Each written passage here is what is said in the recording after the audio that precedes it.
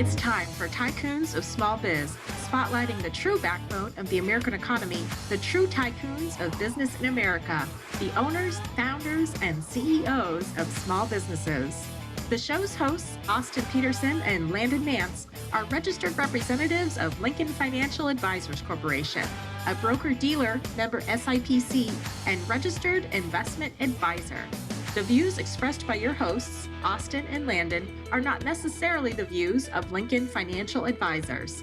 Backbone Planning Partners is a marketing name for registered representatives of Lincoln Financial Advisors. Now let's lean in as Austin and Landon connect with this week's Tycoons. Good afternoon, Tycoons, and welcome to Tycoon Biz. You've got Landon with you once again. I know what you're thinking. So blessed to have me 3 weeks in a row. Austin is getting back from his long vacation on the other side of the pond. I think he's back States today. You will have him back on the show with you next week, but for today, you're stuck with me for one more episode. And if this is your first time listening to us, welcome. Tycoons of Small Biz. We are about 26 months into our journey, about 108 episodes in. First episode was Cinco de Mayo of 2020, and we started Tycoons because we wanted to give an opportunity for small businesses to come on and to tell their stories and to prop them up in an effort to give them exposure and to give them some of the recognition that they deserve, because we truly believe that we believe that small business owners are the backbone of the American economy. So we undoubtedly have a tycoon with us today, and that would be Tony Nguyen. He's the CEO and the owner of Nandco Construction, and they're a firm based out of Los Angeles, California, and they primarily do residential renovations, additions. They also do some new construction projects. But Tony, really excited to have you on the show, and welcome. Thank you. Thank you for having me, Landon. Yeah, my pleasure. Well, there are some instances where you connect with somebody, and within about 10 to 15 minutes of getting to know them, you're just kind of gravitated towards them and their story. And Tony is definitely one of those guys. When we first connected with him, he was on a job site and he was in his truck, and we joke because we have had many of conversations and meetings with our construction owner clients when they are, on the job, and they've got people, coming up and knocking on the windows and asking them, for their input on something. And that's exactly what happened during our conversation with Tony. And no doubt this is going to be a really insightful and fun conversation. And honestly, Tony, I am very confident that by the end of our discussion today, that you will inspire at least one person, if not several other people that listen to the show, to give them the confidence that they need to go out and start a business, because maybe they're teetering on whether or not they want to do something. And I think your story can help to push them over the edge. So Tony, just before we get into anything, tell us about yourself. I know we know that you're married and you've got 2 girls, I believe. But tell us your backstory, where you grew up. Tell us about your family, anything that's important to you that you'd like us to know, and that'll kind of naturally just transition into your business story. Cool. Again, thank you for having me on the show. Born and raised in Bloomington, Minnesota is where I grew up. Very suburban neighborhood, first generation Asian American. Father came over here after the Vietnam War. He's got his master's degree in electrical and mechanical engineering, so very smart guy. My mom has always been like a housewife. So, I grew up typical kid around his father doing construction around the house, thinking that, I would never need this skill ever. Hated it my whole life. Wasn't the greatest kid, always got going in and out of trouble. Middle child is, my family likes to make fun of it and make light of it, right? So middle child syndrome, always ignored. So, you know, I was always getting in and out of trouble. I'm actually a high school dropout. Not really too proud of that, but you know, it kind of molded me to who I am today. You know, I have a really strong relationships with my friends from middle school. So even to this day, 30 years later, we're still really close friends. We're in each other's weddings. So that's, I kind of grew up really like family oriented. You know, I have a pretty small family, immediate family, but I have a lot of cousins and stuff, you know, that were always, they're older, educated, you know, so I kind of always looked up to be like them, but I kept getting in trouble. So that was kind of like my only backfall on that. But yeah, born and raised in Minneapolis, Minnesota, Bloomington, Minnesota. Moved out to California in 2014 with my wife, and moved out that way with my wife and my then 2-year-old daughter. So, and now here we are in LA. Yeah, absolutely. And so it's you and your wife, your 2-year-old daughter. Do you have any other children or just your daughter? So now my 2-year-old daughter is now turning 11. And we do have a 3-year-old, Ellie, who's been, she's a Southern California baby. She was born and raised here. Like I said, we moved here in 2014 when my daughter Avery was 2 then. Moved here for a totally different business. It was here for, I was in music for a little bit. So I've been doing construction since 2006. Kind of fell in my lap with the whole like real estate investing and stuff like that and being a contractor. I actually went into music licensing for about 7 years and took a leap of faith. My wife, I was like, hey, we're going to move to California. And 3 months later, I told her that. We packed up and sold all of our stuff and we flew across country and met the truck here and we were living in California. So that's how it all started, you know. And then yeah, she was 2 back then. We've been almost 9 years. Yeah, very nice. Yeah. Well, an interesting fact, maybe, well, you probably know this, but as we were, Daryl and I were just connecting, you know, right before you joined us on Zoom, your last name came up. And so you know, because it was the first time that Daryl had seen that last name before. And so I said, yeah, it's pronounced Nguyen. That's correct, right? Yeah, there's a lot of different ways to say it. Nguyen's going to be the easiest way to say it, just so there's no explanation that you have to do for anyone. When I was going through school, I actually said Nguyen, like really spelt it out. But the proper way to say it is actually Nguyen. So the NG Nguyen. is actually, yeah, it's actually silent. That's so right. The UYEN is Nguyen. But when I try to, I don't have time to explain to people, so I just say Nguyen. Right. Okay. Okay. So Nguyen, that's right. And so I was telling Daryl that I'm familiar with that because I dated a couple of Vietnamese girls in college, and so we Googled Nguyen as a last name, and just an interesting fact that I certainly didn't know, but it's the most common surname in Vietnam, and it's also the in the top 100 last names in America, Australia, and it was one other country. So that's how prominent that your last name is. So little fun fact. Wow, yeah. I didn't know that. Yeah, it's a really popular last name, like Johnson Smith, you know, stuff like that. Right. So all right, very cool. Thanks for sharing all that. So Nandco Construction. So first tell us what's the meaning, you know, behind Nandco, and then tell us, you know, how did this come about, and tell us kind of just the timeline of how long you've been doing what you're doing and kind of what you guys do primarily.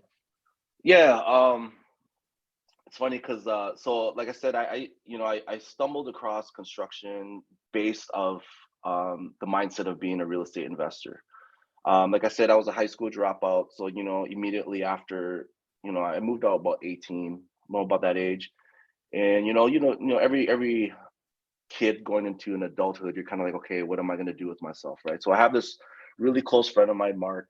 He's always been like a really business savvy kind of guy, you know. Even to this day, I mean, he owns a really nice resort up in Yosemite, you know. So, and he lives out this way now. But anyways, He convinces me to go to like a real estate investing seminar.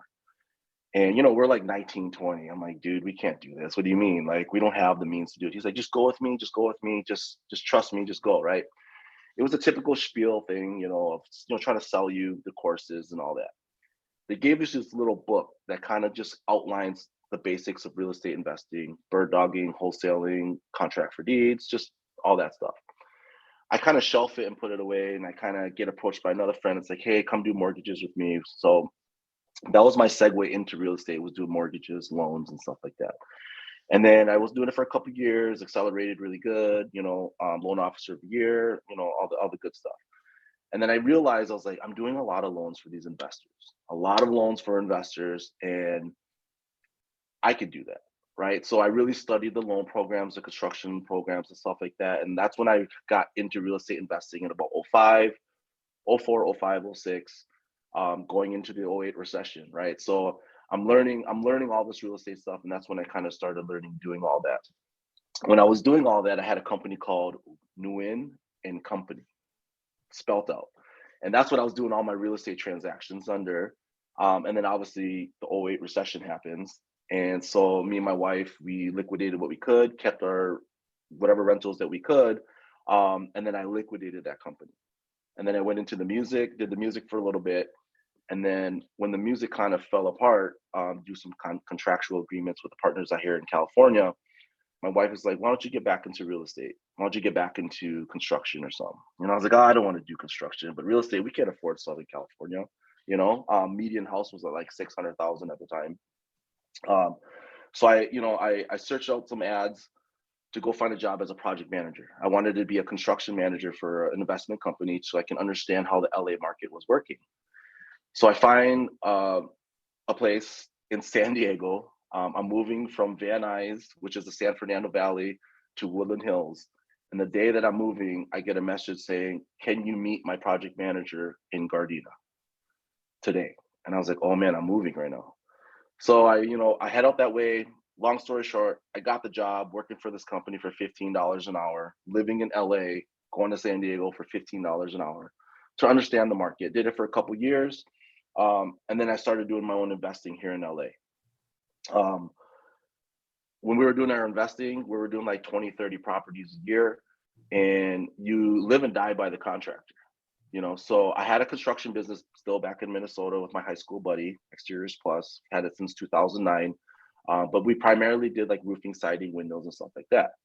So out here, when I'm doing all my investing, we kept getting into roadblocks with all the GCs I was hiring. So instead of like hiring subs and running the projects, I was hiring GCs and I was managing the GCs because we were doing such volume.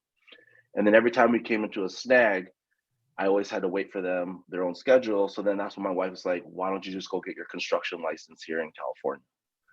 So, I went and got that. My partners that I was doing all the flips with, Jesse, was like, dude, just go get it. You're a smart guy and get it. So I took the test. I passed both the law and the trade in like an hour. And then that's how Nandco started. I just didn't know what to name it. I really didn't know what to name it. And I was just like, okay, so I'm just gonna take all the acronyms of what Nguyen and Company was and just smash it together. And it sounds cool, Nandco. So that's how Nandco was started. Yeah. And it started as a one-man band, really just because I was just sick of waiting for these contractors to, I couldn't pull a permit without them. I couldn't do anything without them. And so it was just an avenue for me to just be able to continue doing our investment property. That's really like how Nandco Construction started. And like I said, it was just a one-man band. It was just me with a license. Anytime we have a snag, I would just go pull it. My wife would help us with like the staging, materials, pick up, the small business, so that's how we started. And then it just kind of blew up. Yeah, I love that, man. A couple of things I want to draw out from what you said and highlight. I'm going to attempt to make a parallel here between what you described, how you went out to work for this company to get your feet wet and learn the market, into an internship, because I would almost consider what you did an internship, and I do some, well, I haven't done it in a while, but I used to do quite a bit of volunteer work, and I would basically just kind of mentor high school juniors and seniors.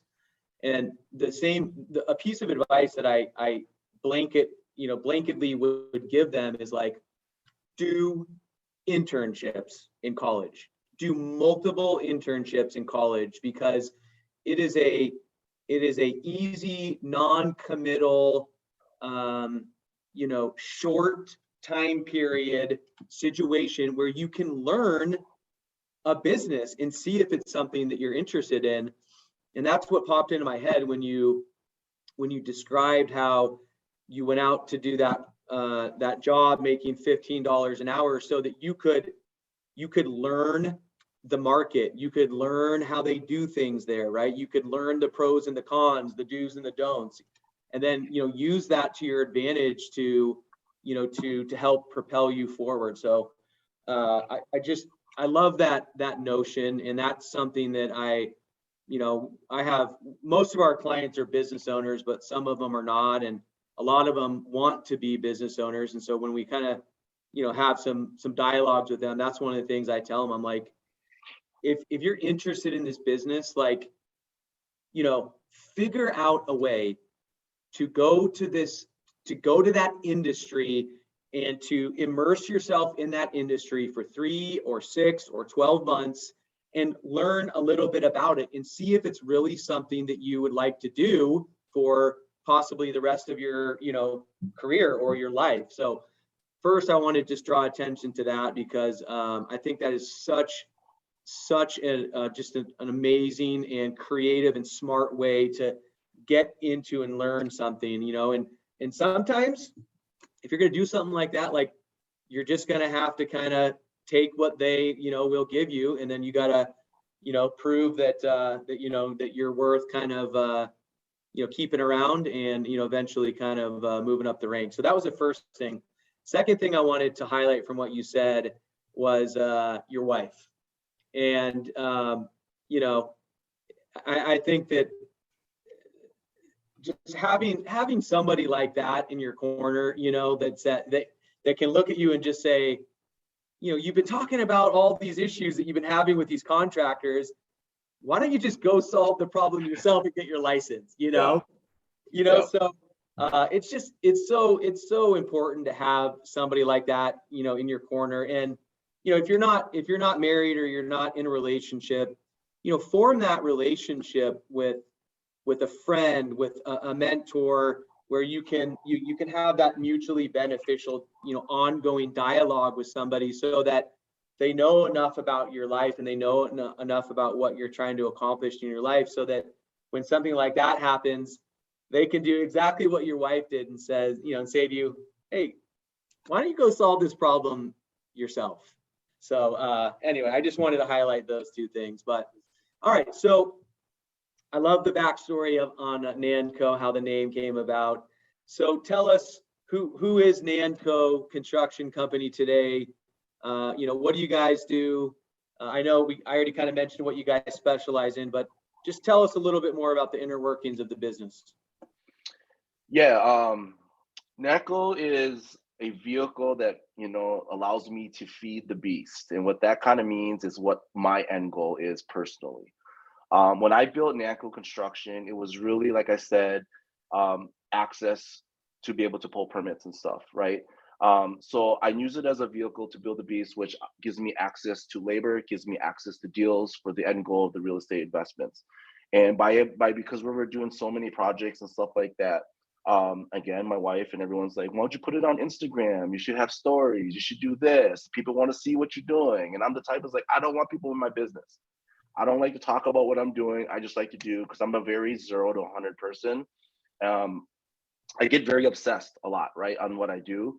And I sometimes get tunnel vision, in which, like you said, having someone in your corner that can kind of see those blind spots for you, it's a really big plus, which allows me to go as hard as I go. She's been with me for 22 years. So I was able to use the investment platform to kind of just showcase it on social media and stuff like that, which has attracted a lot of, in my world, I call them retail clients and end users, end clients, right? So that's kind of how Nandco evolved. And because I'm a very do what I say, do what I preach kind of person, even if it means that I'm going to shoot myself in the foot, even if I'm going to have to drown to get across this ocean to finish the project, I'm going to do it. And that just shows like our integrity. So we're built on integrity, and we're very built on value engineering for the client. So if a client comes to us and says, hey, I got this project, I'll look at the project and I'll do a lot of value engineering for them, telling them what they're missing, what they're not calculating into the budget and stuff like that. So by doing that and providing value for a lot of these clients that came to me that were all through referrals based off of my business partners, which is most of the actually relationships off of them because they're LA natives, and they have, you know, very like high-end friends and network and stuff like that. So when he basically co-signs, hey, 'cause everybody has a contractor, right? Everyone has a contractor, but like I said, you live and die by the contractor. So I always knew not to ruin that shot. I always knew not to make my friend look bad, not to make this business associate look bad. Everybody says it's always who you know. In my eyes, it's not who you know, it's who knows you back, right? So I always live with that notion, and that's how we were able to build it on the clientele side of Nandco Construction. So now what we do is we do, you know, we do a lot of high-end residential remodels, white glove type of service, which kind of translates also into additions, and then it kind of goes into like their second home, new construction. But typically right now, like we're probably 75% doing client work. And with the way that the economy is going right now, we don't think that construction is going to stop at all, especially in LA with the shortage of housing. And a lot of clients aren't looking to buy anymore to relocate and get a different kind of house. They're just going to add on to their house, remodel the house. But that's typically, yeah, that's how we kind of blew up Nandco, is using the investment, just doing what we do on a daily and just showcasing it to allow people on the outside to really see it. And then when they came knocking, we just delivered a lot of value. Yeah, right. I love that. So you said something that I want to just kind of get some further clarification from you on. So you said that Nandco is a vehicle to move you closer, right, in the right direction towards your end goal, which I'm assuming is something more real estate investment related and kind of building out a portfolio. But why don't you tell us, like, what does that look like for you? Like, what's really the end goal for, you know, for you and your family and for Nandco, and how is Nandco kind of supporting you towards that? Yeah, you know, the end goal for everybody obviously is to kind of do what they want, when they want, with who they want, right? Whatever that means to you. For me, it's to spend in a lot of time with my family. You know, I worked a lot when my oldest Avery was younger. I wasn't around too much, you know, always working. So I'm trying to be around more for my 3-year-old. And now when my 11-year-old is going into her teenage years, I'm trying to, you know, so the end goal is to spend as much time with them, right? Take them to school, whatever that may be. And I found that real estate acquisitions and investments and stuff like that was one vehicle that worked for me, being that, you know, I don't have an education on paper. I don't have college education, but I have a lot of experience, and I put myself in situations to learn. I'm a very right to left thinker. I'm a very kind of show me once, maybe twice, I'll understand how to do it kind of thing, and I'll take it and run with it. So when I built Nandco, it was really, like I said, for the access to labor, and it was access to pulling permits and just, you know, dealing with engineers and stuff like that. So we take that, and it allows me to provide for the 35 employees I have and their families, right? They provide me the loyalty, the labor that I need. I don't use too many subcontractors, but I do have them. But my in-house guys are very loyal. They've been with me since I started it, you know, so they see me grow from like going from like a single guy by myself to 5 project managers, construction managers, like everyone, like building it into a firm now, right? And so the vehicle is we intake, my eyes of the vehicle is we intake whatever is client work, right? We take that, we process it, we do whatever we need to do. And that income gets dispersed out through, you know, the salaries and stuff like that. And I pour it directly into the investments. The investments are going to be our flips, our quick turn developments and stuff like that. That money right there, I kind of split it up between whatever financial goals I have, and then into a rental portfolio that I have all over the country. So that's kind of like the vehicle that I have, that I do, that I really cater to Nandco.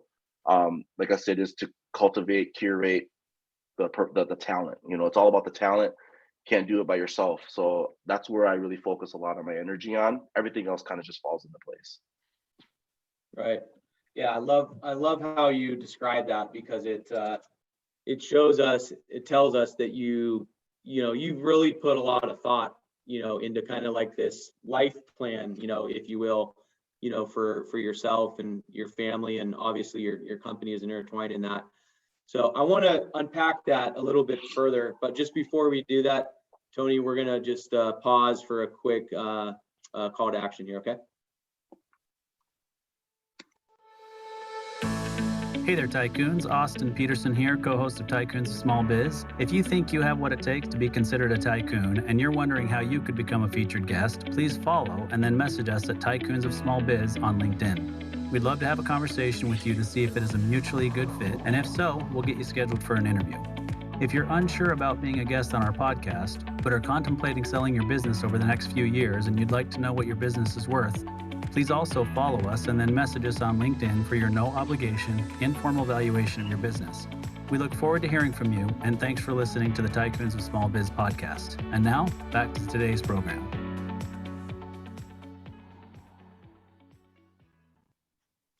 All right, Tycoons, we're back. We're here with Tony Nguyen. All right, so Tony, what you just described, I think is something just worth having an additional conversation on. You have done some work that I think very few of us have done.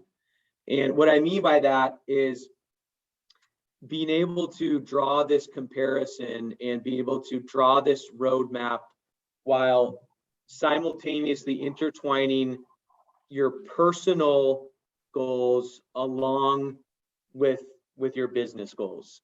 That's something that we kind of talk to, quite a bit to our clients. And we find that most people have never really done anything like that, let alone thought about it. So I'm curious, how did you come into that thought process? Was this inspired by maybe your buddy that you said you really respect, that has a lot of business ventures? Was it from a book you read? Was it from family values and dynamics growing up? Just talk to us a little bit about how you came into that mindset. For me, it was family values, seeing how hard my parents worked coming over to this country. My dad always held everything to a very high standard, right? Like he was very high level military, came over, was able to get, like I said, his master's in electrical and mechanical engineering. Nothing got in his way, for him to provide for his family. And so for me, that kind of just triggered a work ethic that I think I just had. And I think like a lot of the inside joke with a lot of my friends was like, I was just too dumb to quit. Right. So, and a lot of people always say like, well, if it's not working out, just quit. Like, and like, it just wasn't in my blood. It just wasn't. And like, so like, I just felt like I had to figure something out, because knowing like the childhood I went through and what I did, and I take full responsibility of all the actions I did. So there's nobody to blame. Nobody's going to give me the golden ticket. Nobody's going to do it for me. And I just had to figure out, okay, what is it that I wanted? And what I wanted was, I didn't want to work as much as my parents did, right? That was my goal. It was like, I don't want, okay, well, you still have to pay your bills. You still have to have a life, right?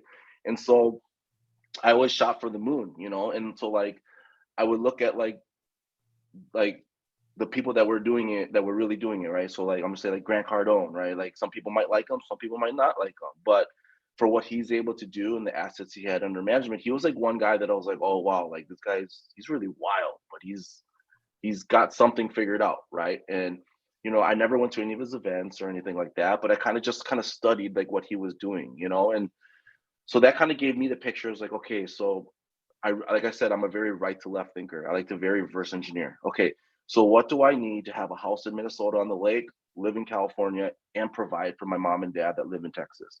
What is it that I need? How much do I need to make? What is going to get me there? And I figured, okay, well, I'm not going to go get a job. I don't got an MBA. Can't go get this. I'm not going to do it off a salary. Okay, what's the next best thing for a person to get into without an education? And one thing is you always say is trade schools, right? So I try to make, like, and this kind of segues into, I'm trying to make construction cool. I'm at a point in my life and my career now where I want all the young guns on my team. All my project managers and project coordinators are like 20 to 26. They're young guys. And people always think working in construction and trades and stuff like that is it's not cool. It doesn't pay. It doesn't do this. Well, I'm an example that is clearly wrong, right? And so I'm trying to make construction cool. So I figured, I was like, okay, well, I really want to be an investor. I don't have the money to do all the investments that I want to do. What does every investor, realtor, what do they all need? They all need a good contractor. They all need a good contractor. Everybody needs a good contractor. I have like 20 friends that are realtors and I'm the only contractor. So they call you all the time. And this business is a very relationship-based business, right? You don't burn bridges. You always make the person that brought you the deal, make them look good, whatever it takes, even if you're going to lose money. So I figured, I was like, okay, construction is an avenue for me to be able to do my end goal. My end goal is to acquire property, I live on the lake in Minnesota, have a house in California, pay for my parents, everything that they need when they're going into retirement. So that was like my real why. Yeah, everyone's like, what's your why? What's your why? Like that was my real why. And like when you ask somebody their why, they just say like, oh, I just want to be rich, or I want this. My why was very clear. Very clear. The vision board was there. My wife would think I'm nuts sometimes. Like I said, I get very obsessive when I find something that I like or something that I need to know that needs to happen. And what really triggered for me was when I had my first daughter. I was like, okay, I'm 30 years old. I'm about to have a kid. I was like, asked my wife, I'm freaking out. I'm like, hey, we're about to have a kid. We still have the support of our family because, you know, she was born in Minnesota. So we're coming out of a recession. And now I'm like, we cannot spend more than $100 a week until we have this baby.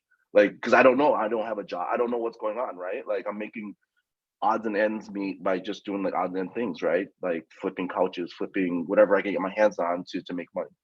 You can't do that forever when you have trying to have a family. So that's when like the construction business started back in Minnesota. It's just a small one. And that's what I just was like, I need to do construct. This is my avenue. I could build the beast to be able to feel what it is that I really wanted to do, which is rentals, flipping, build a team that can just eventually do it for me, right? And so when it was just me by myself, I would work 18 hours a day, you know, from running the projects to helping my wife stage. So she would stage all of her projects, you know, so they would save us money. And so she would stage, well, she needed help. I would help her at night, right? Nighttime, I would scour for deals. You know, early mornings, I would go to Home Depot at like 5, 6 in the morning, wait outside so I can go inside and walk down the drywall aisle and find me a drywall guy. Like there was constantly work. And so like my why was, again, every little deposit that I'm making right now is for my end goal, and I'm doing it, you know, be able to do it now, you know, be able to take care of my dad, my mom, you know. I'm actually in the process of trying to move them to California now. So, you know, I just bought them a house to move to California, you know, and that's a big accomplishment that I feel for myself, you know, and being, like I said, everything I went through, all that, and be able to build this from scratch. So, and now to see it kind of like it happening, and the fruition's just happening like step by step. And I just look back at all the little deposits that we made. Like this was exactly what I pictured. And that's exactly how I figured it out to do it. Yeah, very cool, man. A lot of nuggets there. A lot of really good nuggets there.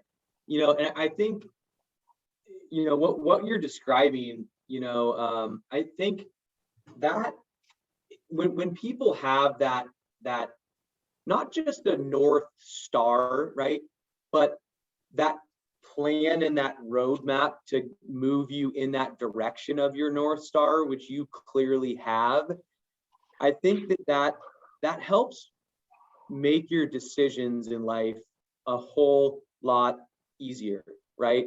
Especially, you know, in business, because when you know what your plan is and what you're working towards, and you're really specific about what you are trying to accomplish in what time frames. When you have a business decision to make, it makes it a lot easier because all you got to ask yourself is, how does this decision plug into my plan and move me closer to my North Star? So does that resonate with you? I mean, does that, when you're making your big business decisions, is that kind of the lens that you look at it through? Like, okay, I'm going to make this decision. How is this going to impact me now? But more importantly, how is that going to impact me as I move forward in my journey? Absolutely. Absolutely. That's the way my little brain works. I'm very, like I said, I micro focus, macro focus, and then I hyper focus on everything, right?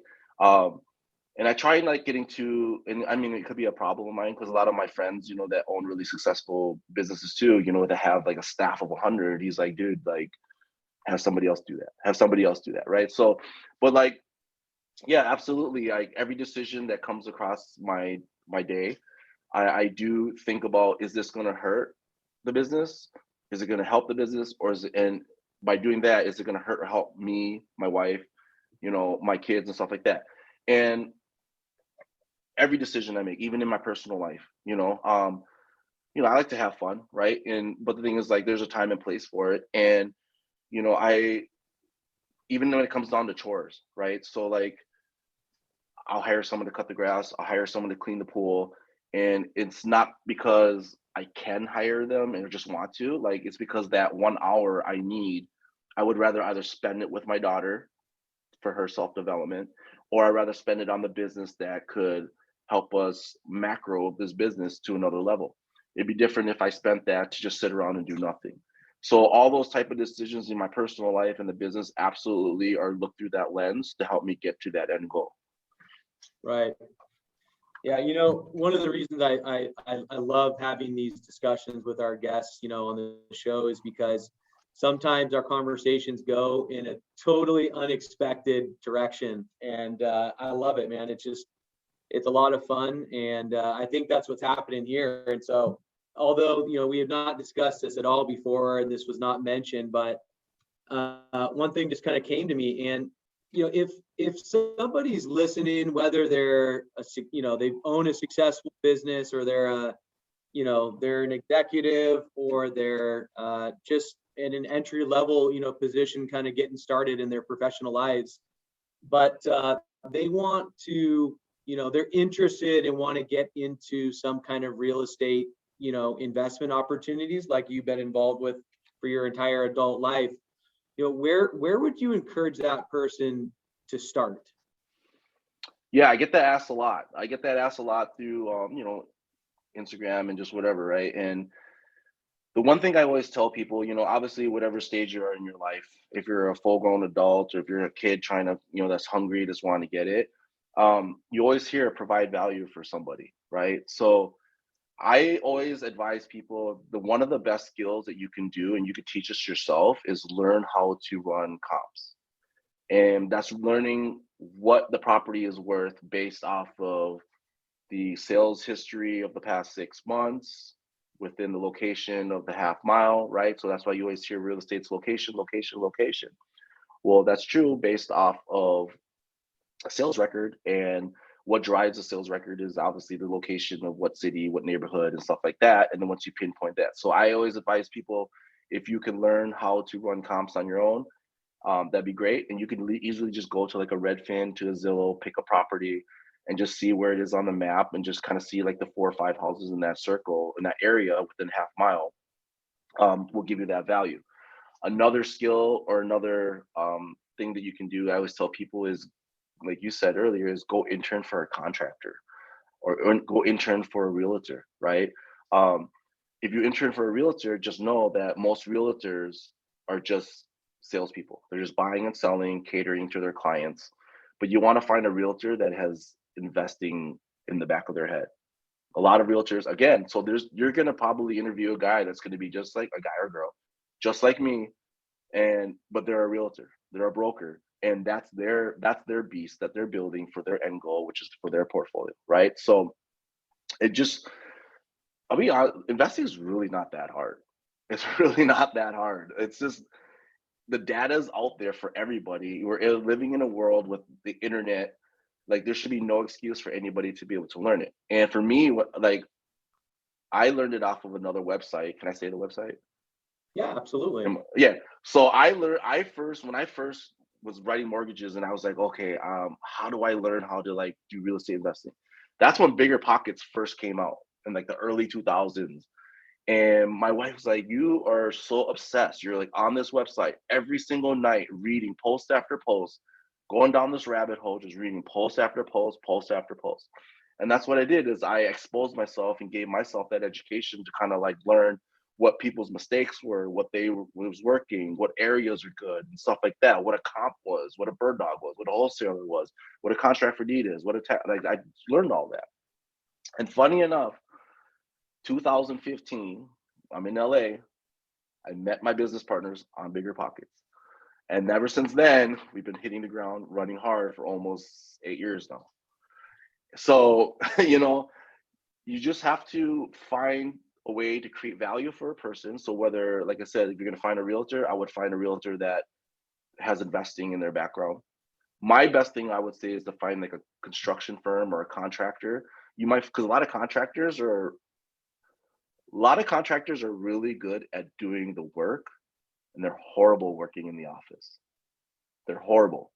A lot of contractors, and no disrespect to any of them out there, but a lot of you guys are horrible business people, right? And that's why we have such a bad stigma of contractors, don't know how to talk to clients, and as soon as something comes up, they just like have an attitude, and like I said, I'm trying to make construction cool, right? Me, on the other hand, I'm horrible in the field and I'm pretty decent in the office, right? So I know a little bit. I can do drywall, framing, tile, and stuff like that, but that's not what I wanted to do, right? So I already kind of had that skill, so I didn't need to intern, so say, or work for a contractor, right? So that's why I was like, okay, I don't want to work for a realtor because a realtor is not investing firm. So that's why I seeked out working for an investment firm, right? That self-performed a lot of their construction stuff. Because when you self-perform your construction stuff, you need a project manager, you need a construction manager to know if something looks wrong or something's out of place or something like that, to be able to keep the project moving, the budget going, and stuff like that. So that would be like my one main tip, is to find, depending on what your end goal is, right? Like if you want to be investing, find someone that you can work under. And so how I transitioned that to even doing deals was, I'll project manage your project for a small fee, even for free. Let me just show you what I can do. That's how I met my partners. I was like, I'll do your house 30 days. It'll be under budget. I'll do it in 30 days, and you can pay me what you want to pay me. And he was like, okay, sure, and I did it. And then he's like, okay, can you do 2 at a time? I was like, throw them at me, just throw them at me, right? So you provided value. So even for like my business partners now in the investing, provided them value. They were missing that piece of a construction manager, a project manager, someone that can run their projects, right? Because most investors don't want to do that. They just want to find deals, put the deals together, raise the money, So find someone down that alley that you can go work for, whether it's a single contractor kind of guy, construction firm, or a real estate investor that's on his own, or a real estate firm or something like that. That's what I would 100% say. Like, but again, like I said, it depends on where you are in your life. Like if you're like 40 some years old, I mean, I'm 40 something, but if you're like 50 years old, like you're going to be like, well, I can't do that. I can't, like I can't give up my time. You can do what you want to do. That's what a lot of people don't really understand. And you're going to do what you have to do. And a lot of people don't understand, like, you have to prioritize those things. So like, if you can't be in the field because you're working 9 to 5, right? For an investor, what's valuable is scouring through the hundreds of leads that they're put across their desk. You might get 100 leads in your email. You might only set up 10 appointments to go look at because they fit your parameter for that specific investor, because every other investor is different. They have different parameters that they want to stay in.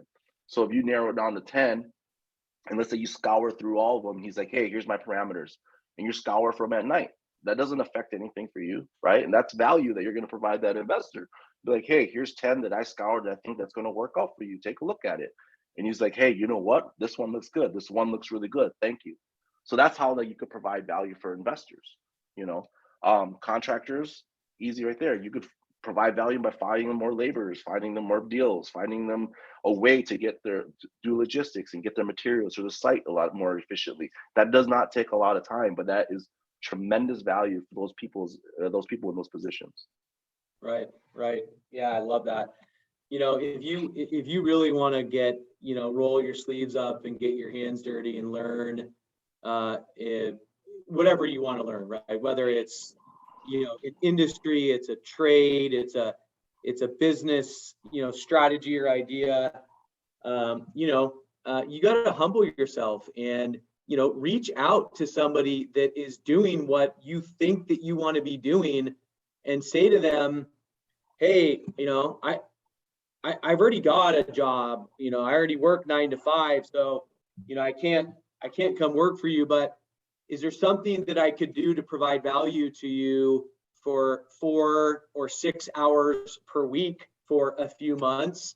And in return, all I ask is that I just want to learn, from what you are doing. And I love that approach. I think, Tony, that very, very few people are actually willing to do something like that. But I think that's a phenomenal way to learn something from somebody that is doing what you believe that you would like to do. So I love that advice. So as we kind of start to push up against the end of our conversation here, Tony, just kind of give us a little glimpse into the future, for Tony and for Nandco. What's the future hold for you, man? The future's pretty bright. Let's talk. We'll talk about the business a little bit now and what we're doing in numbers and stuff like that. So, we started up just mid 6 figures, but now we're approaching, closer to 12 million in projects, and a lot of our projects that we're doing now are a lot higher end. So we're churning out $5-6 million homes now, and we have 5 of them in the pipeline that are actually going to happen soon here, and I think that's going to really help us get more recognition. My goal for Nandco is to one day drive down the 405 and my daughter's like, hey, my dad built that skyscraper. That's kind of like my goal, so that's kind of like what we're working towards right now. I've definitely built a good team of young guys that are hungry. My field guys are, they're a little older, a little grumpy guys, but they're smart, they're good with their hands, but I understand that they're phasing out here shortly. And so what I'm focusing on right now is cultivating the young guys to be working with their hands and trades and stuff like that, while working on the management side of things. Because what I really want is I really want to cater to the clients that are going to build $20-30 million homes here in SoCal.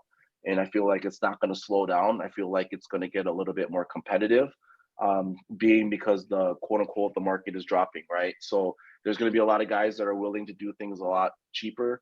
But I'm very good at explaining to clients, that you only get 3 things. You're going to get the speed, or stay on budget, or good quality, right? And those are the only ways that a person can really drop their pricing. We're trying to build a brand and keep value for these clients and not really bend so much. But I see that's where we're kind of really going, because it's already happening right now with a lot of these higher homes that we're starting to build. Yeah. So you guys, are you starting, are you agreeing with and starting to feel the sentiment, that is out there right now, that, that we're coming into a recession, and with interest rates going up and, mortgage rates going up and all that, are you starting to see and feel a slowdown, or not so much? It's kind of 50-50. So like me and my team, we've been planning for this for a couple years, knowing that this was going to happen soon, and this, I think we are in a recession, but it's a different recession than the last time, right? So like we're in a recession now where there still is no housing. We're in a recession where a lot of people are not upside down. We're in a recession where a lot of people hold a lot of equity and they're sitting on 3% interest rate. So they're not going to sell, right? So where's all this? There's still going to be demand, but where's the supply coming from, right? The supply is not coming from sellers that are going to want to sell anymore, right? Because of the equity, the interest rates and stuff like that. LA makes it horrible process to try to build a house. So the building process is really slow. Even when COVID hit and the supply chain was just hit across the board, prices were up, construction did not slow down for anybody, right? So that should just tell you that this recession's a little different. And so a lot of our properties that we put on here on the market here a couple of weeks ago, we were a little worried at first. We were like, oh, usually this thing will be sold in like a week. We had maybe like 4 or 5 showings and it kind of went quiet. And then all of a sudden we're getting cash offers for hundreds of thousands of dollars over our asking still in this market. So I think, this is the time to really pay attention to the market in regards to like how these hedge funds are buying up all these houses. So where's all the supply coming from, right? They're buying all these houses. No one's wanting to sell. Mortgage rates are going up, so people aren't going to be able to really afford such a nice a house that they want. So they're going to have to stay to rent. Rent's going to go up still.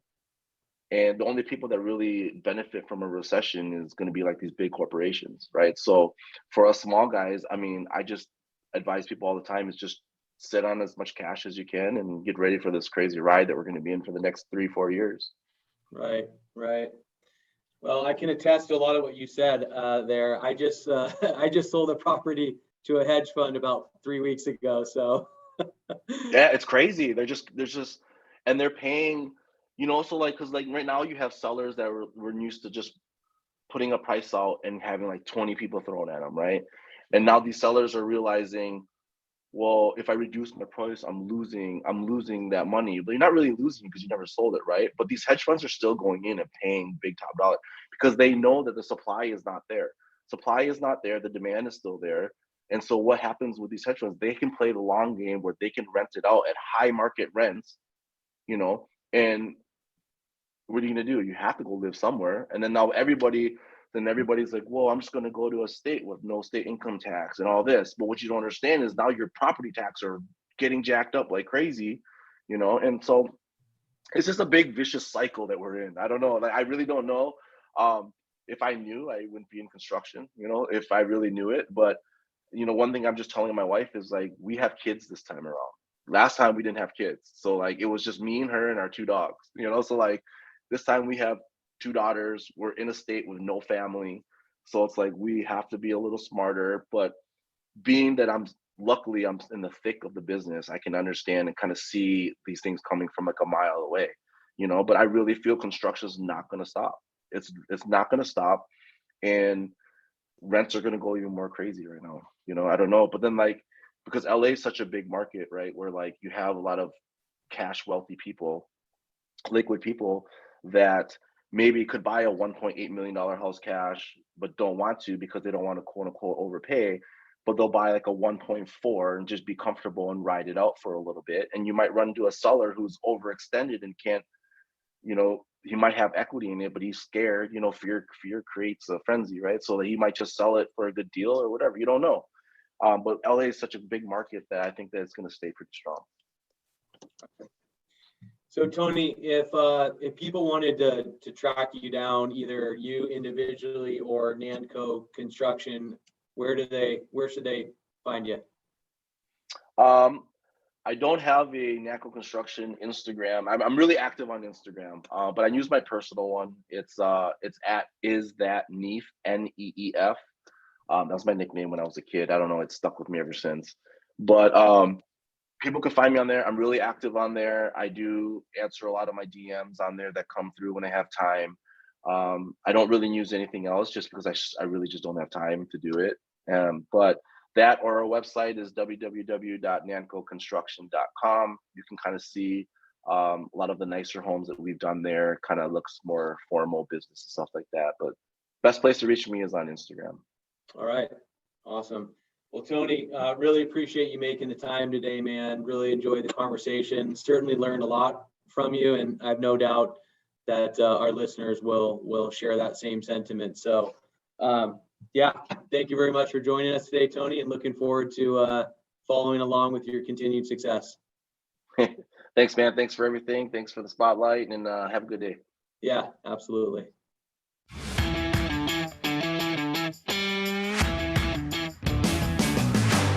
You've been listening to Tycoons of Small Biz, proudly hosted by Austin Peterson and Landon Mance.